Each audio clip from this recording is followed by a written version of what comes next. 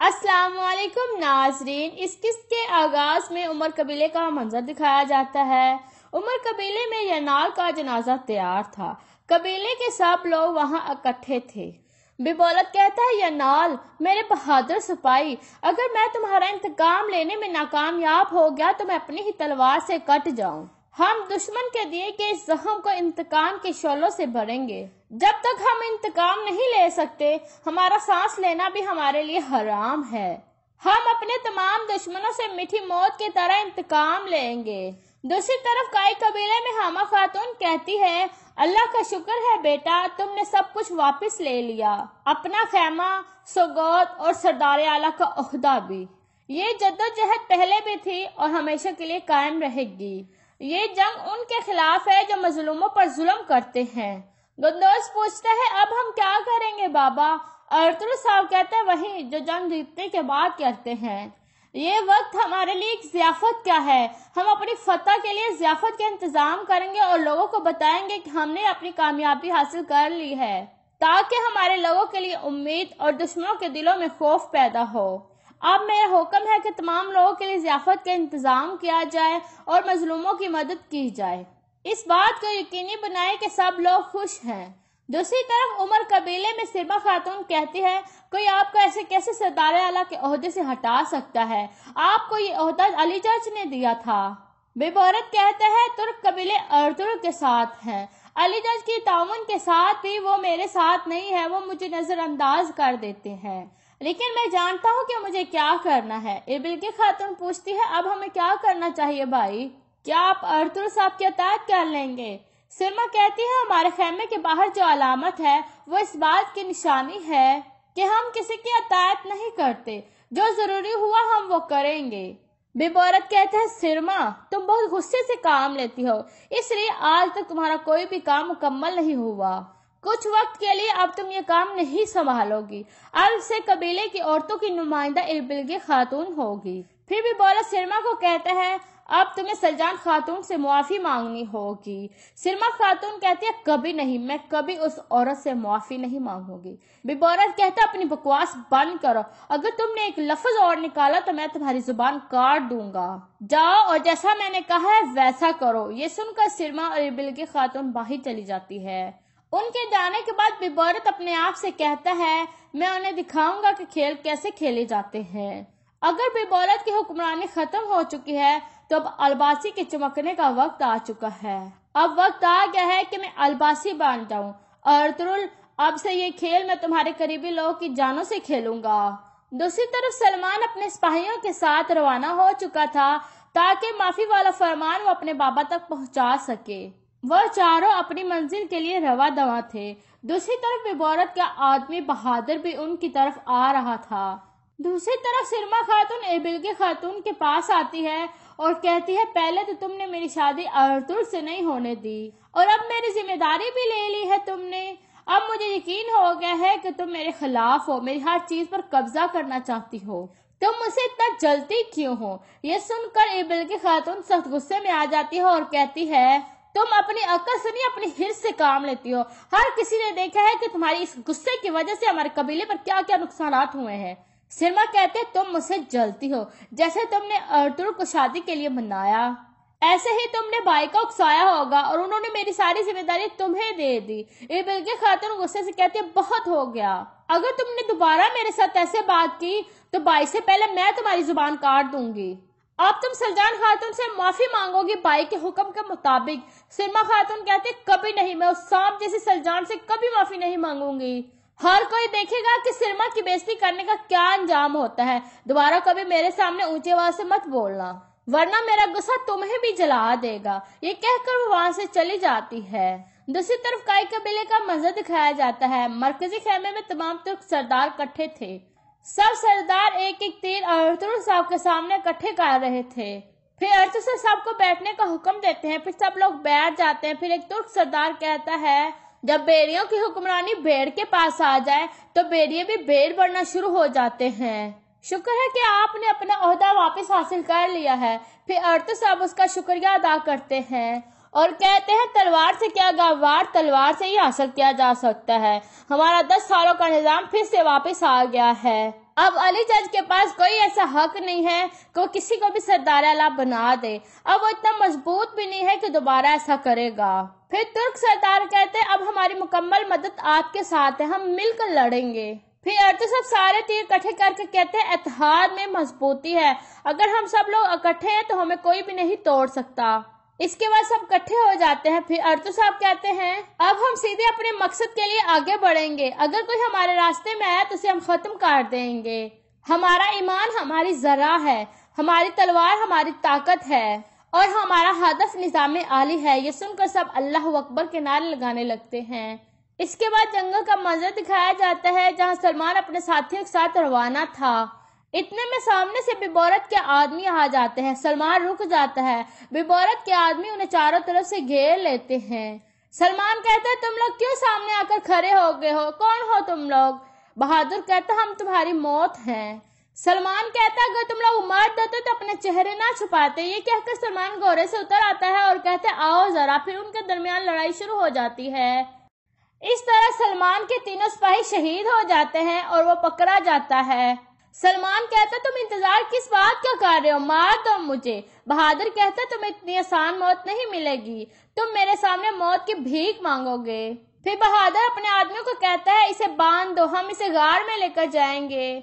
इसके बाद सिपाही उसे बांध कर वहां से ले जाते हैं। इसके बाद रात का मंजर हो जाता है। लपके किले का मंजर दिखाया जाता है। लपके किले में एक आदमी संदूक खोलने में मसरूफ था। दरक्योस कहता है, इसे खोलने में इतना वक्त क्यों लग रहा है? वो आदमी कहता है, इस तरह का ताला मैंने अपनी जिंदगी में कभी नहीं देखा।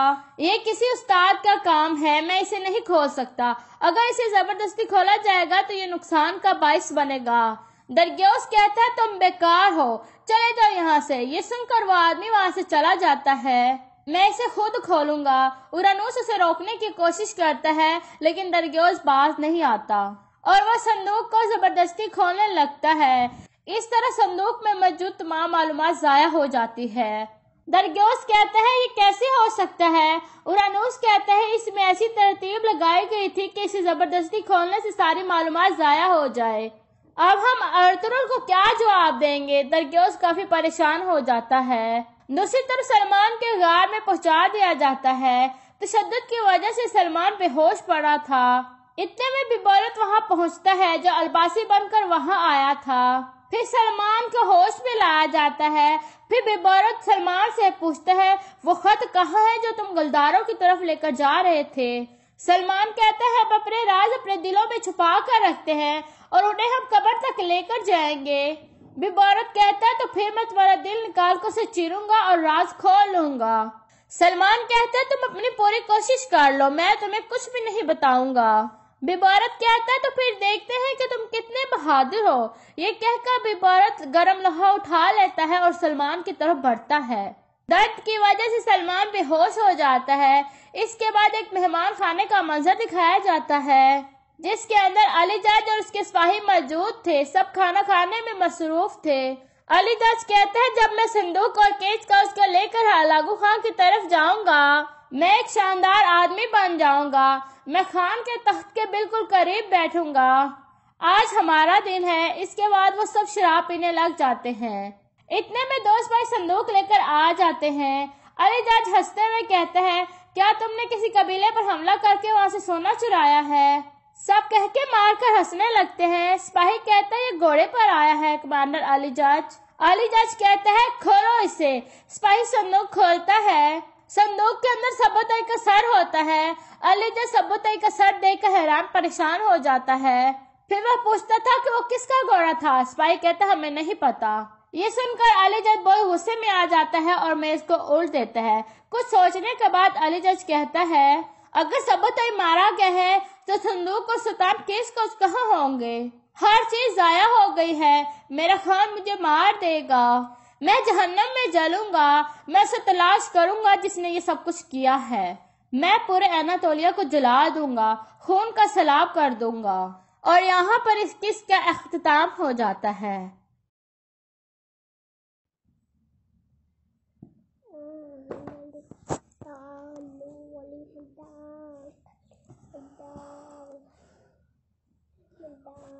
اے قوم، اللہ ہی کی عبادت کرو، اس کے سوا کوئی بھی عبادت کے لائق نہیں ہے۔ وہی ایک ذات ہے جس کی عبادت کرنی چاہیے، جس نے زمین، آسمان، شجر اور حشر کو پیدا کیا۔ اے قوم، تمہیں کیا ہو گیا ہے کہ اللہ تعالیٰ کو چھوڑ کر بتوں کو پوج رہی ہو؟ ان بتوں کی پوجا سے تمہیں کچھ نہیں حاصل ہوگا، یہ تمہاری سراسر جہالت اور گمراہی ہے۔ بہتر یہی ہے کہ تم ان بتوں سے منہ موڑ لو جنہیں تم اپنے ہاتھوں سے بنایا ہے۔ حضرت ہود علیہ السلام نے اپنی قوم کو نصیحت کرتے ہوئے کہا، اللہ تعالیٰ نے تمہیں اور ساری کائنات کو پیدا کیا، زمین میں رزق کا سامان پیدا کیا، تم کھیتی باڑی کرتے ہو، تم زمین سے زیادہ اناج حاصل کرتے ہو، اس کے باوجود تم دوسروں کا اناج چھینتے ہو، بلکہ تمہیں تو چاہیے تھا کہ اپنے اناج میں سے محتاجوں اور غریبوں کا حصہ نکالتے، بھوکوں کو کھانا کھلاتے تاکہ وہ بھی تمہاری طرح زندہ رہ سکے، لیکن تم ایسا نہیں کرتے۔ جو کہ اللہ تعالیٰ نے تمہیں دیا ہے اس کا شکر بجاؤ۔ اس کا طریقہ یہ ہے کہ جن کے پاس اناج نہیں ہے تم انہیں کھانے پینے کا سامان دو۔ اگر تم ایسا نہیں کرتے تو یہ تمہارے بدبختی کی علامت ہے۔ حضرت ہود علیہ السلام کی نصیحت سن کر لوگ جواب دیتے، ہم سے کیا چاہتے ہو؟ ہم جو کچھ کرتے ہیں ہماری اپنی مرضی ہے، ہم اپنی محنت سے اناج پیدا کرتے ہیں، ہم کسی بھوکے کو کیوں کھلائیں؟ ہمارے پاس جتنا اناج ہوگا ہم طاقتور کھلائیں گے۔ ہم وہی کرتے ہیں جو ہمارے باپ دادا کیا کرتے تھے۔ حضرت ہود علیہ السلام کہتے ہیں کہ مجھے اللہ تعالیٰ نے نبی بنا کر بھیجا ہے تاکہ تم لوگوں کو اچھی باتیں بتاؤں اور بری باتوں سے آگاہ کروں اور برے کاموں کو روکوں۔ اگر تم صحیح اور سیدھے راستے پر نہیں چلو گے تو اللہ کے عذاب سے نہیں بچ سکتے۔ حضرت ہود علیہ السلام بار بار اپنی قوم کو نصیحت کرتے رہے۔ ایک مرتبہ پھر آپ نے ان کی ہی باتوں کو دہرایا، اے قوم، میری بات مان لو، میں تمہاری بھلائی چاہتا ہوں، جو کچھ میں کہتا ہوں اسی میں تمہاری بھلائی ہے۔ اب برے پھانا گیٹ بند کریں، بھلائی ہے۔ حضرت ہود علیہ السلام نرمی سے بچاتے کہ کسی کمزور پر ظلم نہ کرو، کسی کا رزق تنگ نہ کرو، انہیں پیار سے سمجھاتے تھے، اے قوم، میں تمہارا بھائی ہوں اور دوست ہوں، میں تم سے کچھ نہیں مانگتا، میں جو کچھ کرتا ہوں اس کا صلہ مجھے اللہ دے گا۔ قوم کا شبہ دور کرتے ہوئے کہتے، اے قوم، کیا تم یہ سمجھ رہی ہو کہ مجھ سے جو کچھ تمہیں دیا ہے اس کا شکر بجاؤ؟ اس کا طریقہ یہ ہے کہ جن کے پاس اناج نہیں تم انہیں کھانے پینے کا سامان دو۔ اگر تم ایسا نہیں کرتے تو یہ تمہاری بدبختی کی علامت ہے۔ حضرت ہود علیہ السلام کی نصیحت سن کر لوگ جواب دیتے ہیں، ہم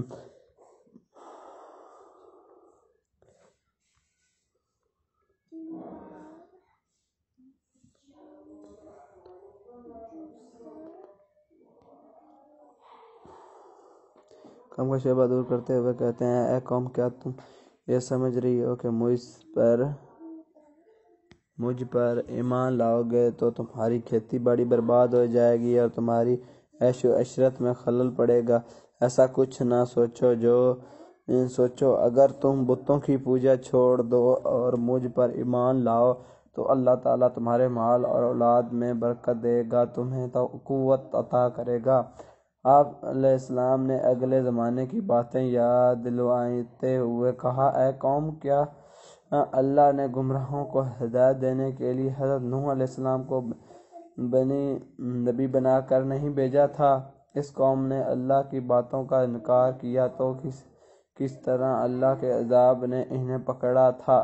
پھر تم میرے نبی ہونے کا کیوں انکار کرتے ہو؟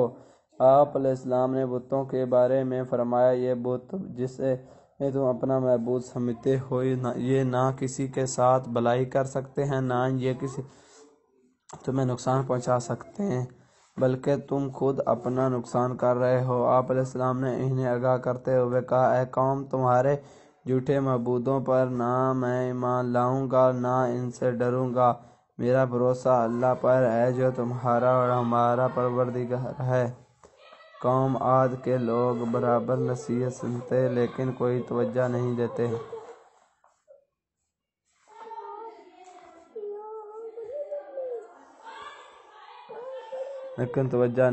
ایک کان سے سنتے تو دوسرے کان سے اڑا دیتے۔ ایک روز قوم عاد کے لوگوں نے حضرت ہود علیہ السلام سے پوچھا کہ تم بار بار نبی ہونے کا دعویٰ کرتے ہو، تو اس میں تمہارے پاس کیا دلیل ہے؟ ہمیں دلیل دکھاؤ، ہم دیکھنا اور سننا چاہتے ہیں۔ بغیر دلیل دیکھے ہم اپنے معبودوں کو نہیں چھوڑیں گے۔ اور یہ بھی بتاؤ کہ جس عذاب کی بات کر کے ہمیں ڈرا رہے ہو وہ عذاب کب آنے والا ہے؟ حضرت ہود علیہ السلام نے جواب دیا کہ تم مجھ سے سوال کرتے ہو کہ عذاب کب آنے والا ہے، یہ تو اللہ ہی بہتر جانتا ہے۔ میں تو صرف اللہ کا پیغام پہنچانے والا ہوں اور آنے والے عذاب سے خبردار کرنے والا ہوں۔ ان تمام کوششوں کے باوجود گمراہ قوم راہ راست پر نہ آئی۔ اللہ کے غضب نے جوش مارا اور عذاب کے آثار پیدا ہونے لگے۔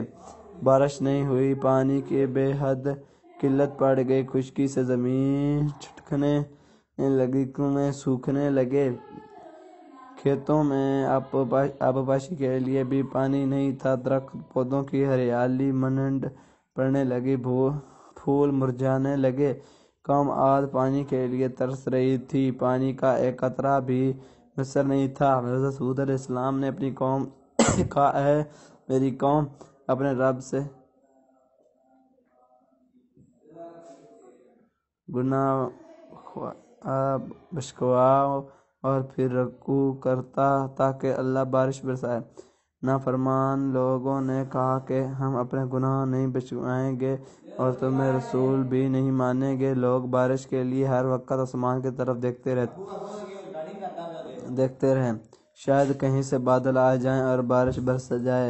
ایک روز ایسا ہی ہوا، بادل کا ایک ٹکڑا نظر آ گیا، لوگ دیکھ کر خوش ہونے لگے کہ اب بارش ہوگی۔ حضرت ہود علیہ السلام نے فرمایا، جو تم دیکھ رہے ہو یہ برسنے والا بادل نہیں ہے، یہ بادل نہیں بلکہ عذاب کی علامت ہے، جس عذاب کی میں خبر دیتا تھا، اس کا وقت آ پہنچا ہے۔ جو کچھ مجھے کہنا تھا وہ کہہ چکا ہوں۔ جو لوگ حضرت ہود علیہ السلام پر ایمان لا چکے تھے ان کے بارے میں حضرت ہود علیہ السلام نے جواب دیا کہ تم مجھ سے سوال کرتے ہو۔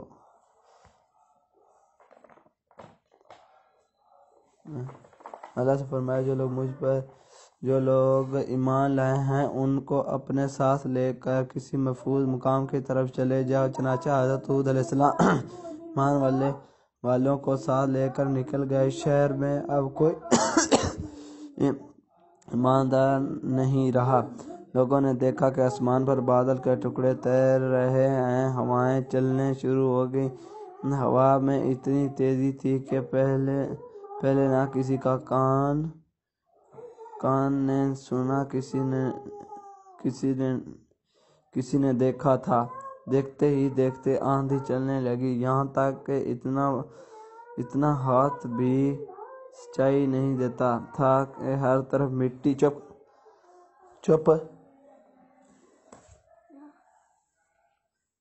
اندھیرا چھا گیا کہ ہر شے ہوا میں اڑنے لگی، آدمی بھی نہیں ٹھہر سکتا تھا۔ نہ بیٹھ سکتا تھا۔ ہوا کے زور سے بڑی بڑی مضبوط عمارتیں بھی گر گئیں۔ ہر طرف چیخ و چکار کی آوازیں ہوا کے شور میں دب کر رہ گئے۔ قوم عاد کو اپنے مضبوط مکانوں پر بڑا ناز تھا۔ یہ تمام مکان زمین بوس ہو گئے، زمین پر کچھ بھی نہیں بچا۔ یہ آندھی 8 دن اور 7 راتیں رہی۔ جب آندھی تھی تو لاشوں کا پتہ بھی نہیں تھا۔ عاد کی قوم نے غرور و تکبر کیا، ایک اللہ کو چھوڑ کر بتوں کو ماننے لگے، ہی سے مرادیں مانگا کرتے تھے، نبی کی باتوں کا انکار کیا۔ جب عذاب کے دن قریب آنے لگے تو اللہ تعالیٰ نے نیک لوگوں کو بچا لیا، گمراہوں کو عبرتناک سزا ملی۔ عاد کی قوم کا صرف کتابوں میں ذکر پایا جاتا ہے۔ تباہ شدہ شہر کے کھنڈرات آج بھی درس عبرت دینے کے لیے زمین پر دیکھے جا سکتے ہیں۔ حضرت ہود علیہ السلام کا مقبرہ حضرت خضر موت میں قلعہ سے نوالے میل شمال کی جانب ہے۔ اس کی چاروں طرف کھنڈرات اور کتبے عشرت سے بکھرے پڑے ہیں۔ لوگ ہر سال رجب کے مہینے میں اس مقبرے کی زیارت کرتے ہیں۔ حضرت یونس علیہ السلام شہر بنو میں پیغمبر بنا کر بھیجے گئے۔ آپ لوگوں کو ہدایت کرتے، نیکی کی طرف بلاتے، برائے کاموں سے روکتے تھے۔ آپ قوم شمود کی طرف بھیجے گئے۔ اس قوم کے لوگ بتوں کی پوجا کرتے تھے۔ جب آپ علیہ السلام لوگوں کو حق کی طرف بلاتے اور خدا واحد پر ایمان لانے کی تلقین کرتے، لیکن لوگ آپ علیہ السلام کی تعلیمات کا انکار کرتے اور حضرت یونس علیہ السلام سے کہتے کہ ہم تیرے خدا کو نہیں مانتے۔ اس پر آپ فرماتے کہ خدا کے عذاب سے ڈرو جو بہت سخت عذاب ہے۔ لوگ آپ علیہ السلام کی باتیں سن کر آپ کا مذاق اڑاتے اور آپ علیہ السلام کے راہ میں رکاوٹیں کھڑی کرتے۔ آپ علیہ السلام نے قوم شمود کو راہ رسات پر لانے کی بہت کوششیں کی، لیکن بھٹکی ہوئی قوم پر آپ علیہ السلام کی نصیحت کا کوئی اثر نہ ہوا۔ تو آپ علیہ السلام کو یقین ہو گیا کہ یہ لوگ خدا پر ایمان نہیں لائیں گے۔ آپ علیہ السلام مایوس ہو گئے۔ مایوس کی حالت میں آپ علیہ السلام نے قوم شمود کی تباہی و بربادی کے لیے بد دعا کی اور اس سرزمین سے نکل پڑے۔ چلتے چلتے دریائے فرات کے کنارے پہنچے تو دیکھا کہ ایک کشتی کنارے پر لگی ہے، لوگ اس پر سوار ہو رہے ہیں۔ ان کی دیکھ دکھائی آپ علیہ السلام اس پر سوار ہو گئے۔ جنہیں جانا تھا وہ سب سوار ہو چکے تھے۔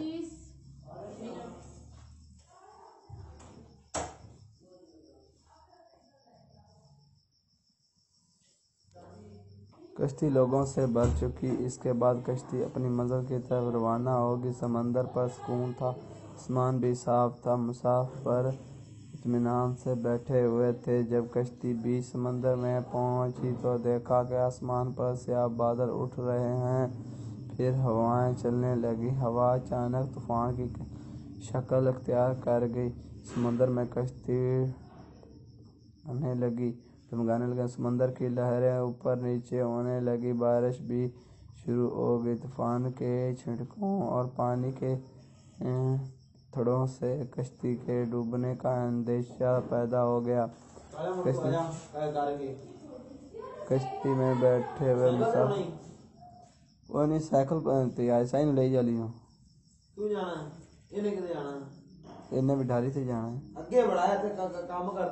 کشتی میں کوئی ایسا شخص سوار ہے جس سے کوئی بڑی غلطی سے سرزد ہو گئی ہے۔ جب تک ایسے شخص کو کشتی سے نہ نکالا جائے کشتی کا صحیح سلامت رہنا محال ہے۔ وہ شخص کون ہے یہ بتانا مشکل ہے جب تک کہ وہ خود کو پیش نہ کرے۔ اس پر حضرت یونس علیہ السلام کھڑے ہوئے اور کہا کہ میں ہی ہوں جس سے بڑی غلطی سرزد ہو گئی ہے، مجھے کشتی سے نکال دیا جائے تو آئی ہوئی مصیبت ٹل سکتی ہے۔ تمام مسافر حضرت یونس علیہ السلام کا منہ تک رہے تھے، جس نے خود ہی سب کے سامنے اپنی غلطی کا اظہار اور بیل چارے لا چاہتے ہیں۔ تمام مسافر حضرت یونس علیہ السلام کا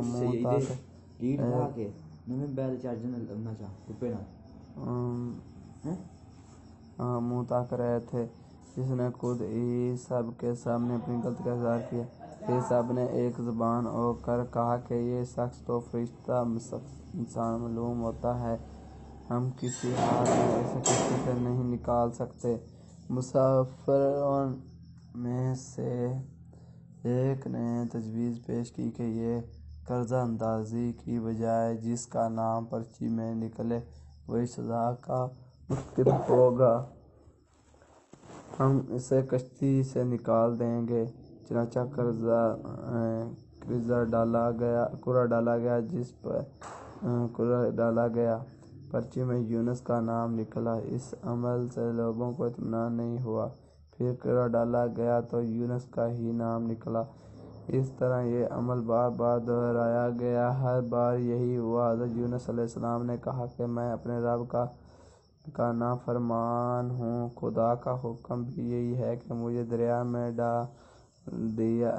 ڈال دو، تمام مسافروں کی جان بچ جائے گی۔ حضرت یونس علیہ السلام نے کشتی کے مسافروں سے اور ملاح سے بار بار کہا کہ وہ کشتی سے چھلانگ لگانے کے لیے تیار ہیں، اس لیے کہ میں نے اللہ کے حکم کا انتظار نہیں کیا۔ آخر کار کشتی کے مسافروں اور ملاح نے مان لیا اور حضرت یونس علیہ السلام کو دریا میں پھینک دیا۔ دریا میں ایک مچھلی حضرت یونس کی طرف بڑھی اور نگل گئی۔ اللہ نے مچھلی سے کہا کہ یہ تیری خوراک نہیں ہے، یہ تیرے پیٹ میں امانت ہے جسے واپس کرنا ہے۔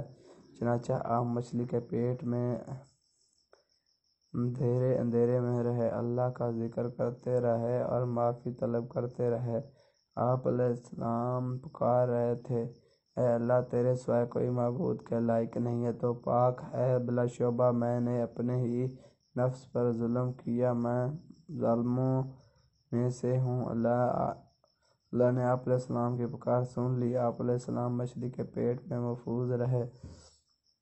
مچھلی نے دریا کے کنارے پر اگل دیا۔ جب آپ علیہ السلام مچھلی کے پیٹ سے باہر آئے تو بہت کمزور اور نڈھال تھے۔ آپ علیہ السلام نے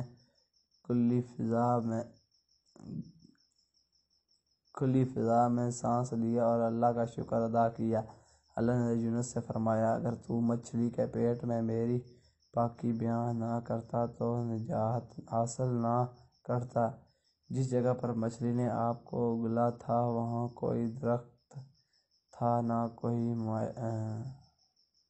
سایہ، دھوپ ہی دھوپ تھی، گرمی بھی ناقابل برداشت تھی۔ اللہ کے حکم سے وہاں ایک بیل دار پودا اگ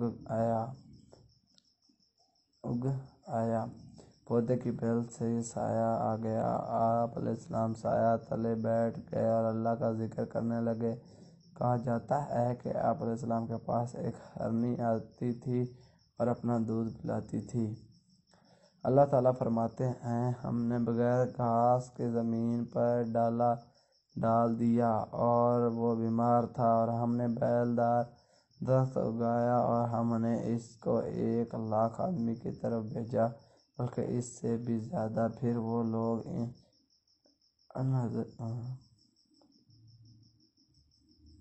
پر ایمان لائے۔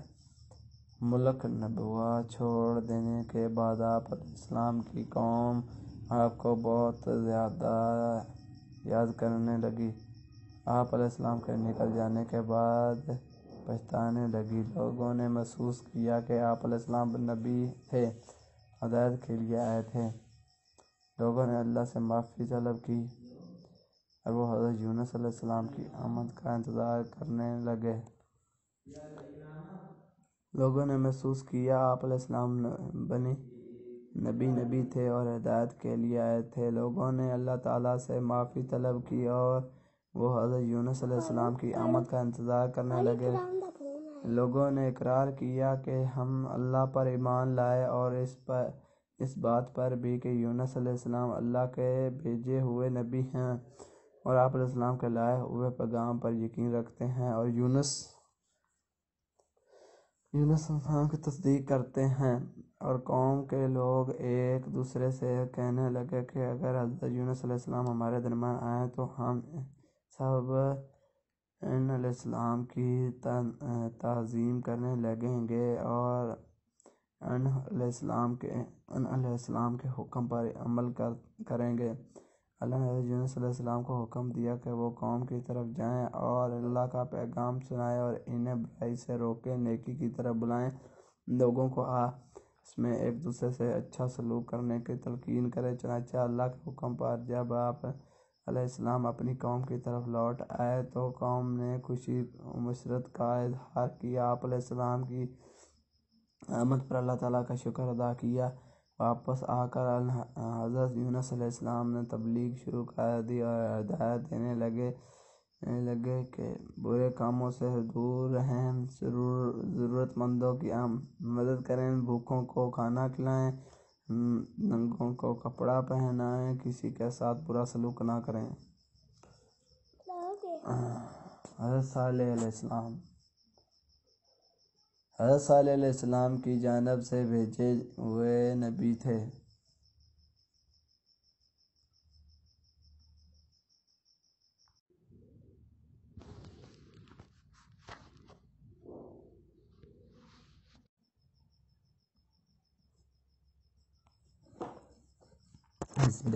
حضرت علی بن ابو طالب کریم علیہ باجی آپ رضی اللہ عنہ بن ابو طالب کریم آپ رضی اللہ عنہ امیر المومنین خلافہ رشید میں سے چوتھے خلیفہ رشید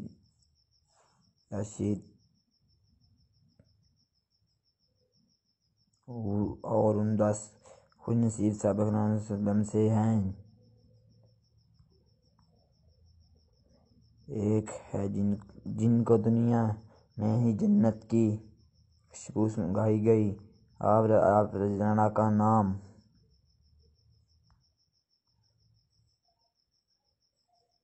ماں کے نیز ابو طلحہ رضی بن مسعود سے ہے۔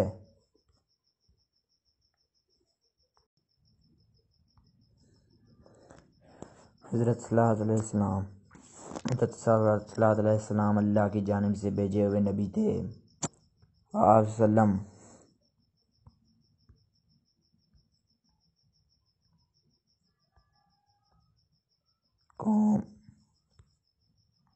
قوم سمود کی طرف سے بھیجے گئے۔ آپ نیک کاموں کی طرف بلاتے اور بری کاموں سے روکتے تھے۔ قوم سمود گناہوں میں مبتلا تھی۔ قوم سمود کے لوگ آپس میں ایک دوسرے پر ظلم کرتے تھے۔ صالح علیہ السلام نے اپنی قوم سے کہا کہ کیا تم قوم عاد کے بارے میں معلوم نہیں؟ ان کا انجام کس طرح عبرتناک ہوا اور اللہ نے کس طرح انہیں سزا دی۔ قوم سمود کا خاص پیشے بھیڑیا بکریاں کی پرورش اور تجارت تھے۔ قوم سمود دولت سے مالا مال تھی اور جسمانی طور پر قوی بھی تھی۔ اس قوم کے خلاف حالت اچھی نہیں تھی۔ ذرا ایسی بات پر لڑنا مرنے کے لیے تیار رہتے تھے، بے گناہ لوگوں کے قتل کرتے تھے، کمزوروں کو مال ہضم کرتے، کمزوروں پر ظلم ڈھاتے، بتوں کی پوجا کرتے۔ اس قوم کے کو راست پر لانے کے لیے اللہ نے حضرت صالح علیہ السلام کو نبی بنا کر بھیجا۔ حضرت صالح علیہ السلام ان سے کہا کرتے کہ اے قوم، اللہ تعالیٰ کی بندو کرو، اس کے سوا کوئی حقیقی محبوب نہیں۔ اللہ نے مجھے پیغمبر بنا کر بھیجا ہے تاکہ تم اللہ کے عذاب سے ڈراؤ لوگوں نے ان سے کہتے ہمارے پاس دولت بھی ہے، قوم بھی ہے اور عزت بھی، اگر اللہ کے نبی بنا منظور ہوتا تو ہم جیسے کہ نبی بناتا، اگر اللہ ہم سے ناراض ہوتا تو ہمارے کھیتوں کو اجاڑ دیتا، ہم رہنے کے لیے عالی شان مکان نہیں دیتے، ہمارے پاس بے شمار اونٹ بکریاں ہیں، سواری کے لیے گھوڑے ہیں، یہ سب باتوں کو دلیل ہے کہ ہمارے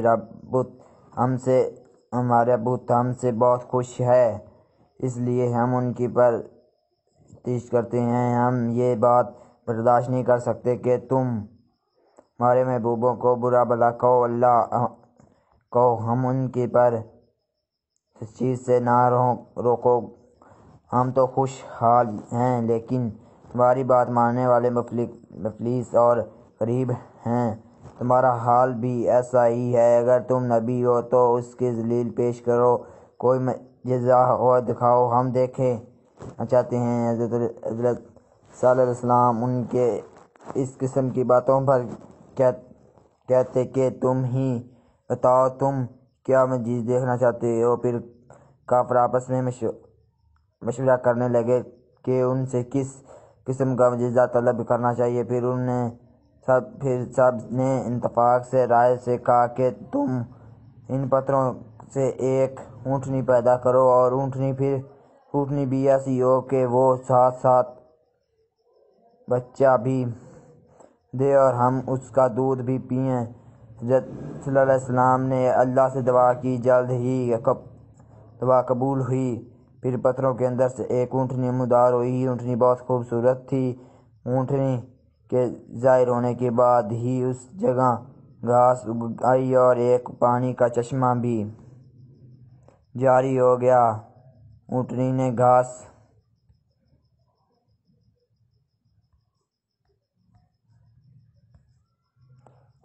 گھاس کھایا، چشمے سے پانی پیا، اس سے ساتھ کے اندر بچہ بھی جنا، اونٹنی دودھ بھی دینے لگی۔ کافروں نے جو معجزہ طلب کیا تھا سب پورا ہوا۔ پھر حضرت صالح علیہ السلام نے اپنی قوم سے کہا کہ تم لوگ جو چاہتے تھے اللہ نے پوری کر دیا، کیا تم اب بھی اپنی صدا پر رہ گئے؟ کافروں نے کہا کہ ہم ایمان نہیں لائیں گے، نہ آپ علیہ السلام کی باتوں پر عمل کریں گے۔ کافر اونٹنی کو تنگ کرنے لگے۔ اونٹنی جب پیاس سے تڑپتی ہے اور کنویں کے پاس جاتی تو اسے پانی پینے نہ دیتے، بعد میں اونٹنی کو مارنے لگتے، اس کا چلنا پھرنا دوپہر کر دیتے اور وہ اونٹنی کے باہر کراہٹ رہتی، لیکن کافروں کو رحم نہ آتا۔ حضرت صلی اللہ علیہ وسلم نے ان سے کہا کہ اونٹنی کو عزیز نہ پہنچاؤ،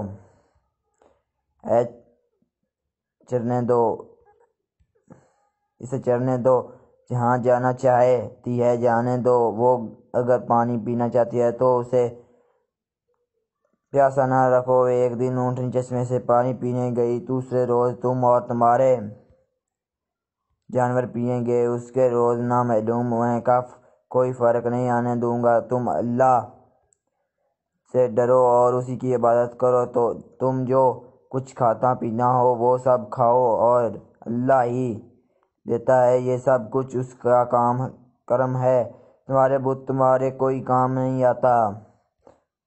قوم سمود بازنا آئی اور حضرت صلی اللہ علیہ وسلم کی باتوں پر عمل نہ کیا۔ کیا ایک روز اچانک حضرت صلی اللہ علیہ وسلم کی اونٹنی کو قتل کر دیا۔ قتل کی خبر جب آپ علیہ السلام کو ملی تو آپ صدمہ سے ڈال ہوئے، آپ کی آنکھوں سے آنسو جاری ہو گئے۔ پھر آپ علیہ السلام نے اپنی قوم سے فرمایا، عنقریب تم پر اللہ کا عذاب اب آنے والا ہے، تم اس کے عذاب سے نہیں بچ سکو گے۔ اس کے بعد ہی ثانی پر بادل گرجنے لگے، پھر بجلی چمکنے، ایک کڑک اور گرج کی آواز سے پوری قوم ہلاک ہوگی۔ جو لوگ آپ علیہ السلام پر ایمان لائے تھے، اللہ نے انہیں بچا لیا۔ جو لوگ اسے تباہی سے بچے گئے وہ عرب کے مختلف علاقوں میں آباد ہو گئے۔ کم ثبوت کی تباہی اور بربادی کی حجاز اور شام کے درمیان سمان عبرت کی نشانی چھوڑ گئی۔ زو ثبوت کے بعد جب اسلامی لشکر تباہ شدہ آباد سے گزر رہا تھا تو انہیں پانی کی ضرورت پڑی۔ وہاں پانی کا ایک کنواں دیکھا۔ لشکر نے آٹا گوندھنے کے لیے پانی لیا تو